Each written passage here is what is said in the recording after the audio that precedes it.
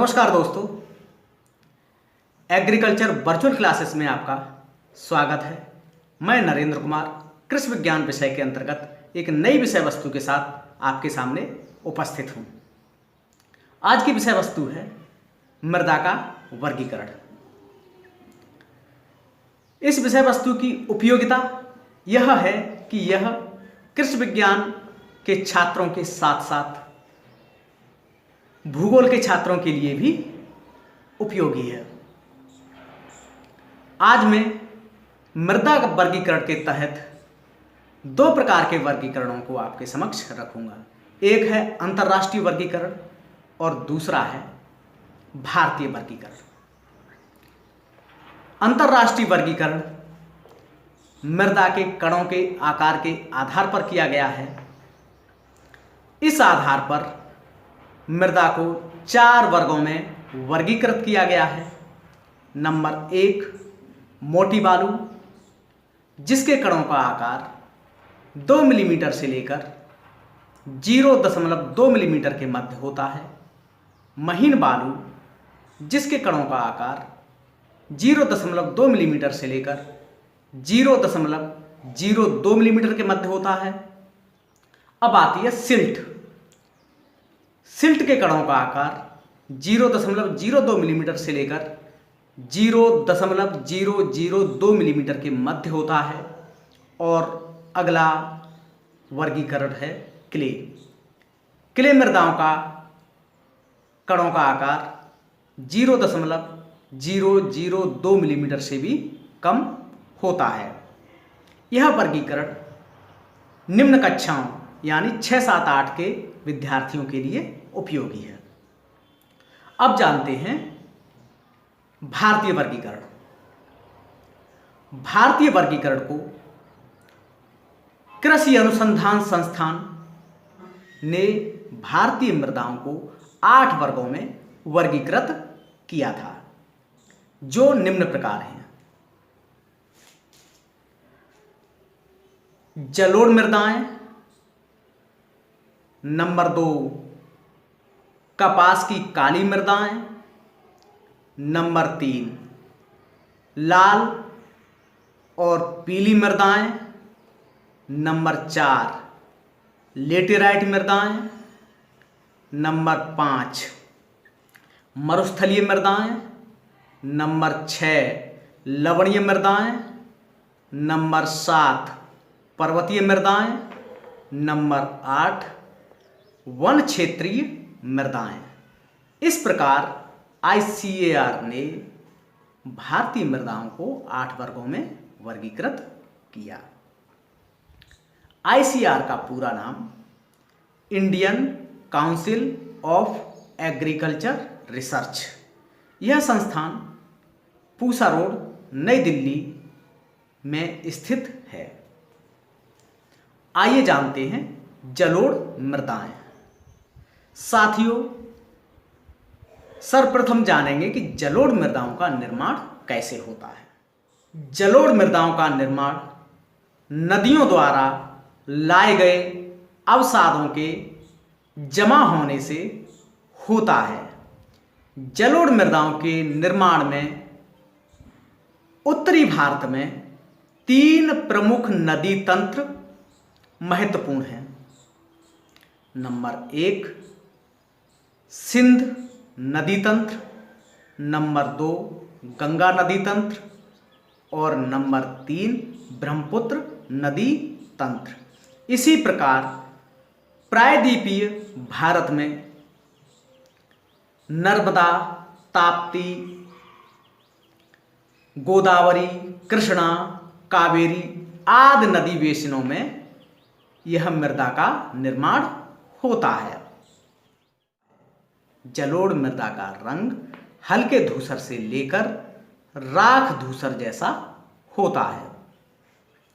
जलोढ़ मृदाओं का गठन बलुई दोमट से लेकर चिकनी मृदाओं से होता है। जलोढ़ मृदाओं में पोटास, फास्फोरिक अम्ल तथा जैविक पदार्थों की प्रधानता पाई जाती है, किंतु नाइट्रोजन और ह्यूमस का प्रायः अभाव पाया जाता है। ये मृदाएं सर्वाधिक उपजाऊ मृदा होती हैं। इन मृदाओं में बालू की मात्रा अधिक होने के कारण इनकी जल धारण क्षमता सबसे कम होती है। ये मृदाएं दो प्रकार की होती हैं। नंबर 1 खादर मृदाएं, नंबर 2 बांगर मृदाएं। आइए खादर मृदाओं के बारे में जानते हैं। खादर मृदाएं नई जलोढ़ मृदाओं को कहा जाता है। इन मृदाओं में प्रतिवर्ष बाढ़ आती है और बारीक कणों की गाद इन मृदाओं के ऊपर छोड़ जाती है, जिससे इन मृदाओं में उर्वरा शक्ति लगातार बनी रहती है। इस प्रकार जलोढ़ मृदाओं में ये मृदाएं सर्वाधिक उपजाऊ होती हैं। बांगर मृदाएं पुराने जलोढ़ क्षेत्र हैं। ये मृदाएं मैदानी भागों की उच्च भूमियां हैं, जहां पर बाढ़ प्रायः नहीं आती। ये मृदाएं खादर मृदाओं की अपेक्षा मोटी होती हैं तथा इनकी उर्वरा शक्ति कम होती है। भारतीय भूभाग के 40% क्षेत्र में जलोढ़ मृदाओं का विस्तार है। आइए दोस्तों जानते हैं नंबर 2 काली मृदाओं के बारे में। काली मृदाओं का निर्माण ज्वालामुखी विस्फोट के उपरांत निकलने वाले लावा के ठंडे होने से निर्मित बेसाल्ट चट्टानों के अपक्षय के परिणाम स्वरूप हुआ है।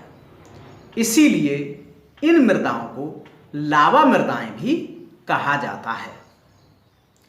काली मृदाओं में लोहा, चूना, पोटास, फास्फोरिक अम्ल एवं कैल्शियम और मैग्नीशियम के कार्बोनेट बहुतायत मात्रा में पाए जाते हैं, किंतु इन मृदाओं में नाइट्रोजन और ह्यूमस का अभाव पाया जाता है।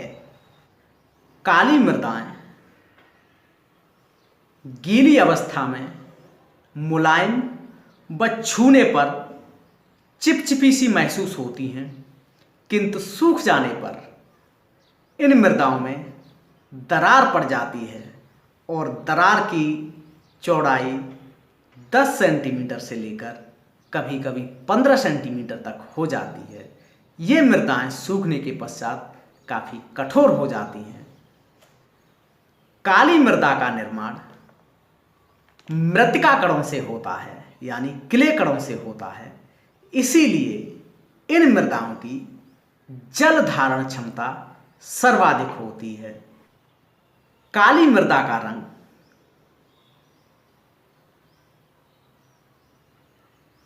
इसमें पाए जाने वाले टिटेनीफेरस, ह्यूमस एवं मैग्नेटाइट के कारण होता है। इनके अन्य नाम हैं रेगुर मृदा, कपास की काली मृदा, लावा मृदा और अंतर्राष्ट्रीय स्तर पर इन्हें उष्णकटिबंधीय चरणोजम मृदाएं कहते हैं। ये मृदाएं गुजरात, महाराष्ट्र, पश्चिमी मध्य प्रदेश, उत्तर पश्चिमी महाराष्ट्र, तमिलनाडु,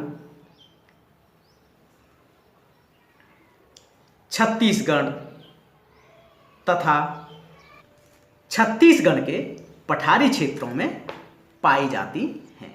आइए दोस्तों अब जानते हैं लाल मृदाएं। लाल मृदाओं का निर्माण जलवायविक परिवर्तन के परिणाम स्वरूप रूपांतरित व आग्नेय चट्टानों के विघटन व वियोजन के परिणाम स्वरूप होता है। लाल मृदाओं का लाल रंग इसमें पाए जाने वाले आयरन ऑक्साइड के कारण होता है। यदि ये मृदाएं जल योजित हो जाती हैं तो ये कुछ पीले रंग की दिखाई देने लगती हैं। इसीलिए इन मृदाओं को लाल पीली मृदाएं कहा जाता है। लाल मृदाओं में आयरन और सिलिका की प्रधानता पाई जाती है, किंतु इन्हीं मृदाओं में नाइट्रोजन, फास्फोरस और ह्यूमस की कमी पाई जाती है। इस कारण इन मृदाओं की प्रकृति बंजर अथवा अनउपजाऊ होती है। इन मृदाओं पर खाद तथा उर्वरक की सहायता से कुछ फसलें अर्थात मोटे अनाज जैसे मक्का, बाजरा, ज्वार आदि को सफलतापूर्वक उगाया जा सकता है। ये मृदाएं दक्षिणी भारत में महाराष्ट्र, कर्नाटक, आंध्र प्रदेश व तमिलनाडु राज्यों में पाई जाती हैं तथा उत्तरी भारत में ये मृदाएं उड़ीसा, मध्य प्रदेश, पश्चिम बंगाल, राजस्थान, उत्तर प्रदेश आदि प्रांतों में पाई जाती हैं। आइए दोस्तों, अब चलते हैं नंबर 4 की तरफ। लेटेराइट मृदाएं।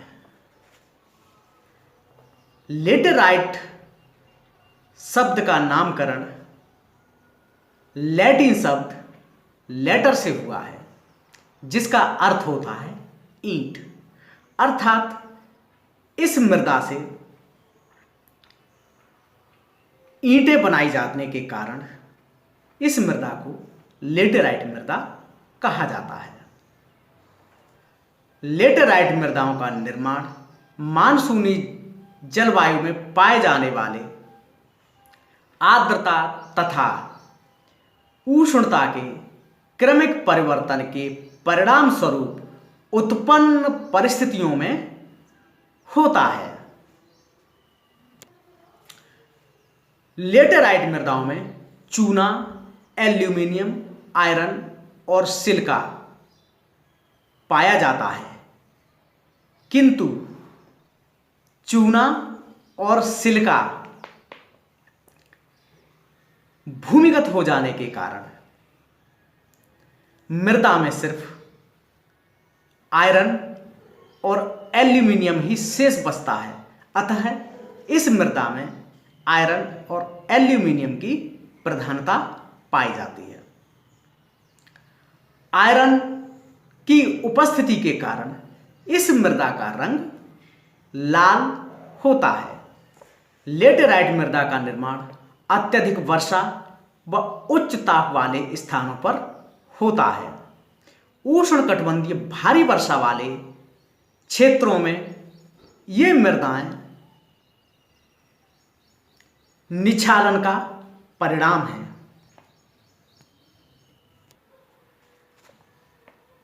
लेटेराइट मृदाओं को उनके कणों के आधार पर 3 वर्गों में वर्गीकृत किया जा सकता है।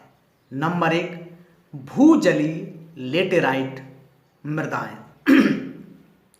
गहरी लाल लेटेराइट मृदाएं। नंबर 3, श्वेत लेटेराइट मृदाएं। आइए अब जानते हैं भूजलीय लेटेराइट मृदाएं।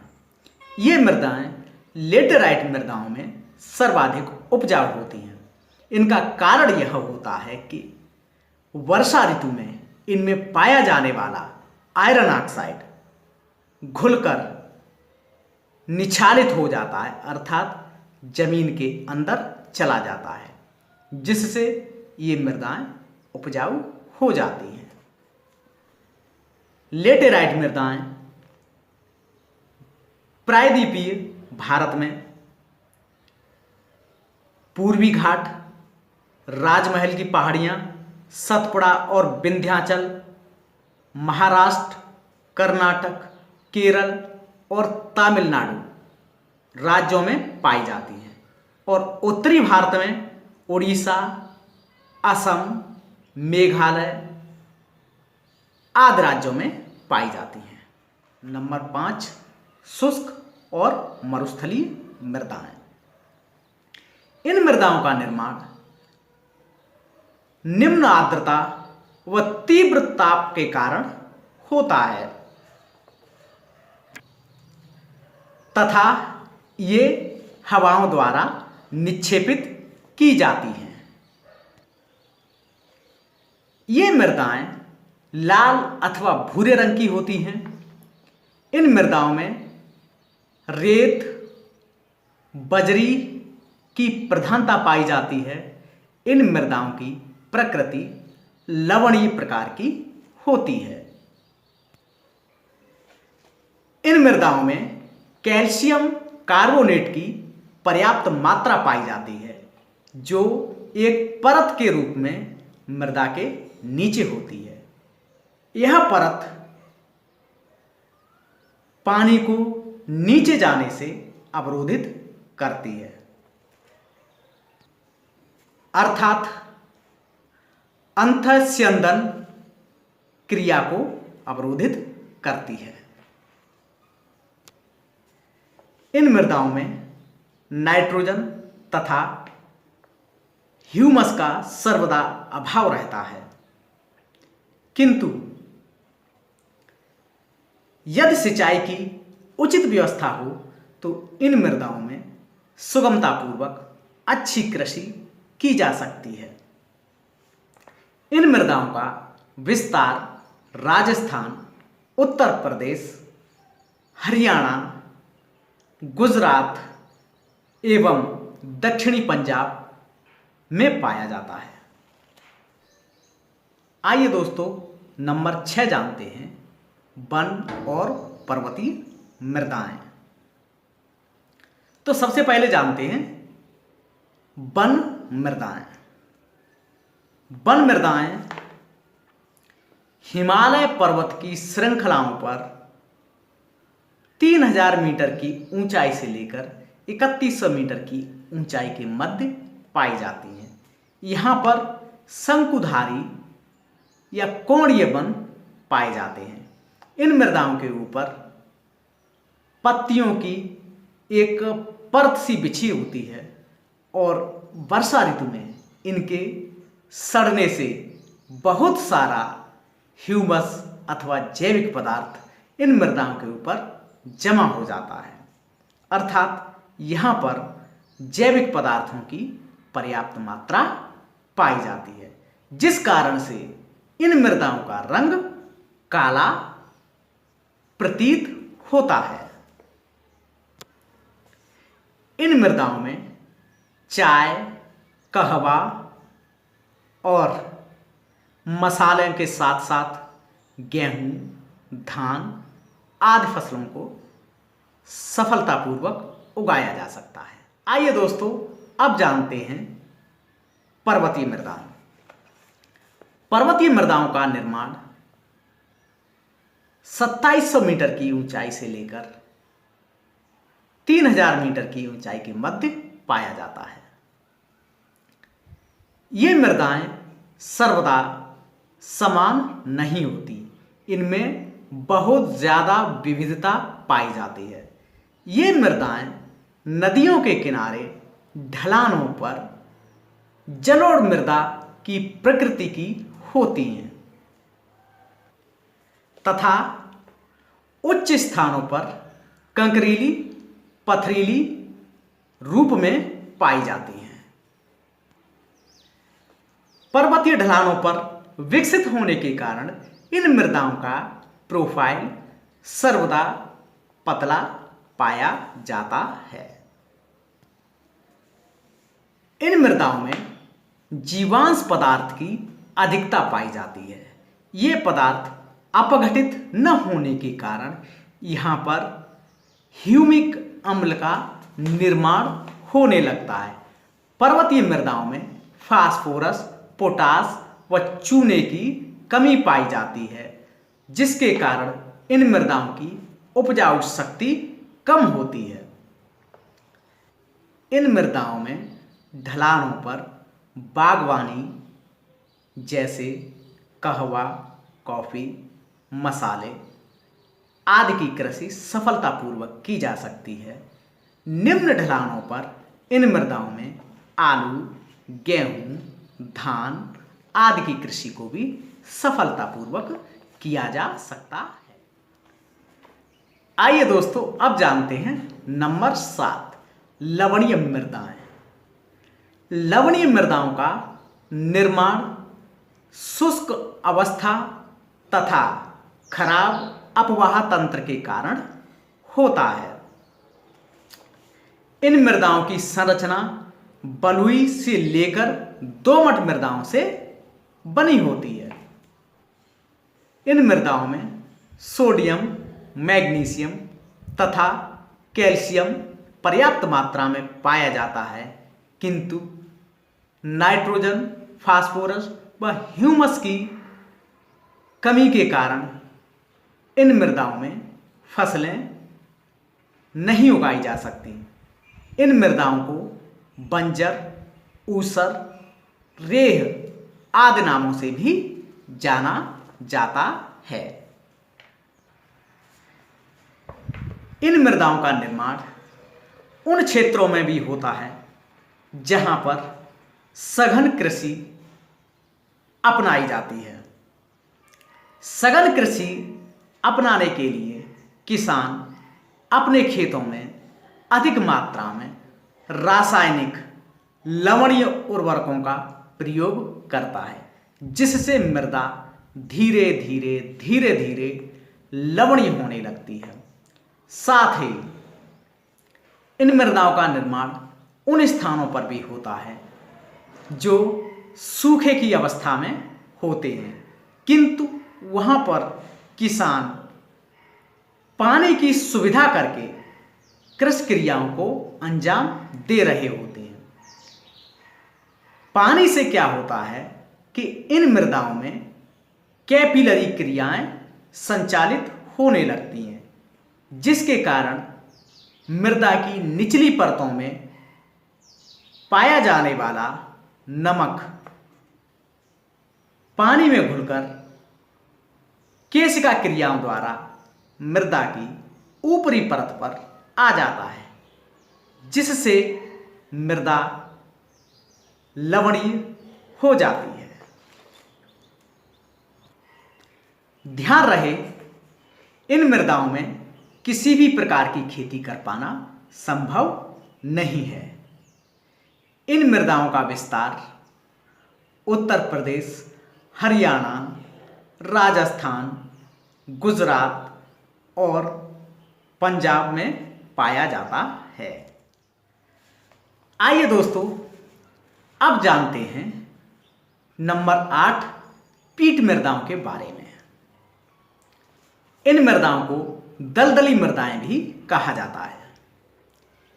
इन मृदाओं का निर्माण नदियों के मुहाने पर बने हुए डेल्टाओं के अंदर जल भराव के कारण होता है। ये मृदाएं उन क्षेत्रों पर भी विकसित होती हैं जहां पर काफ़ी लंबे समय से जल भराव की स्थिति बनी हुई होती है। इन मृदाओं में ह्यूमस तथा जैविक पदार्थों की पर्याप्त मात्रा पाई जाती है।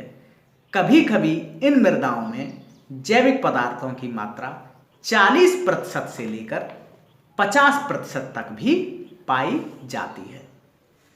जैविक पदार्थों की अधिकता के कारण इन मृदाओं का रंग गहरा काला होता है तथा इनकी प्रकृति अम्लीय होती है, किंतु कुछ दशाओं में इनकी प्रकृति क्षारीय भी पाई जाती है।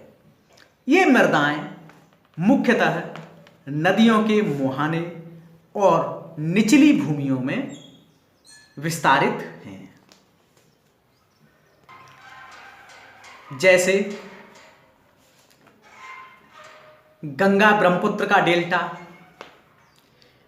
उत्तरी बिहार के भाग, पश्चिम बंगाल,